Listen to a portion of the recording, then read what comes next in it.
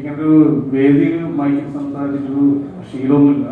എപ്പോഴും ഒരു ഭയമുള്ള സംഭവമാണത്, ആൾക്കാരോട് സംസാരിക്കുക എന്നുള്ളത്. മാറി തുടങ്ങുന്നുണ്ട്, മാറും.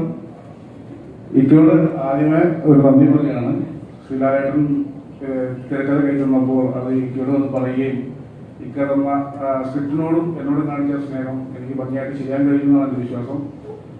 അതിൻ്റെ ചേച്ചിയോടും വിനയ ചേച്ചിയോടും നന്ദി പറയുന്നു. ഡോക്ടർ ശ്രീലാലേട്ടനില്ലായിരുന്നെങ്കിൽ ഈ പ്രോജക്റ്റില്ല. ഒരുപാട് 2-3 വർഷത്തെ ഡിസ്കഷൻ മാത്രമായിരുന്നു ഞങ്ങൾ. ഡെയിലി ഡിസ്കഷനാണ് രാത്രി പോലും.